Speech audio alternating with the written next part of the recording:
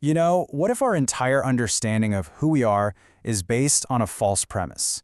Today, we're going to dive into this really powerful philosophy from Southern Africa that offers a completely different way of seeing ourselves and, well, our place in the world. It's called Ubuntu. And probably the best way to get our heads around it isn't to start with some dry definition, but with a simple story about a game. Okay, so picture this. There's an anthropologist, right? And he's working in a small village. He puts this basket just overflowing with delicious fruit under a tree. He gets a bunch of local kids together and he lays out the challenge. First one to the tree wins all the fruit. Ready, set, go. It's a classic, right? A winner-take-all scenario that we've all seen a million times. But then, something totally unexpected happens. Something that just completely defies the competitive spirit of the game he set up. Instead of just bolting and trying to beat each other, the children, they look at one another, they take each other's hands, and they run to the tree as one single group. They all get there together, sit down in a circle, and just start sharing the fruit, making sure every single person gets a piece. The anthropologist was just floored. I mean, this goes against everything he expected to see. So he asks them, why? Why would you do that when one of you could have had the entire prize? And one of the kids replies with this simple but incredibly profound question that gets right to the very heart of what we're talking about today. That idea, right there, that our own happiness is just fundamentally tied to the happiness of everyone else, well, that's the essence of Ubuntu. So what does his philosophy really mean? Ubuntu literally translates to I am because we are.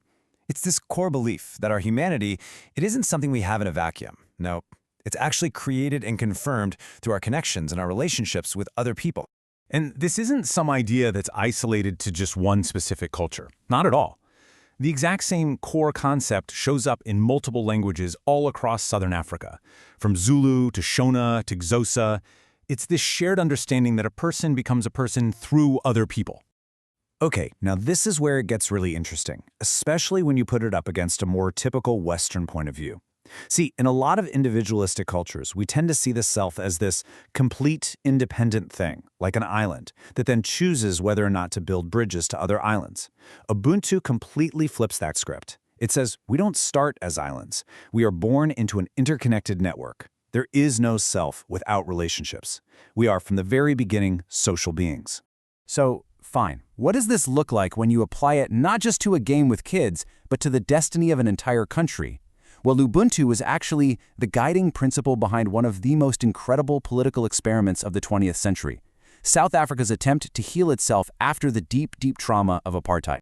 So after the brutal, systemic racism of apartheid officially ended in 1994, the country was basically a tinderbox, just on the very edge of a civil war. To avoid this horrible cycle of revenge, the new government created something called the Truth and Reconciliation Commission, or the TRC. The guy in charge, Archbishop Desmond Tutu, was a huge advocate for Ubuntu. He argued that the goal couldn't just be punishment. That would only make the wounds deeper. The goal had to be restoration. The whole idea, which is pure Ubuntu, was that the humanity of the victim and the perpetrator were tangled up together. You couldn't heal one side without acknowledging the other.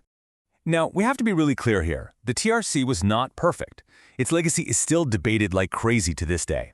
On the one hand, yeah, it was a massive success. It almost certainly stopped a full-blown civil war, and it created this undeniable public record of what happened so could never be swept under the rug. But on the other hand, the process of giving amnesty to perpetrators if they confessed everything, well, it left a lot of victims and their families feeling like real justice was never served. It's this incredible tension between reconciliation and accountability. So why does any of this matter to us today, maybe living thousands of miles away? Because Ubuntu isn't just some historical or political concept. It's a powerful challenge to one of the biggest myths in modern culture, the idea of the self-made person. Ubuntu kind of forces us to just stop for a second and ask a really basic question. When we accomplish something, how much of that success is really 100% just ours alone? And this brings us to what might be the single most important takeaway from this whole thing.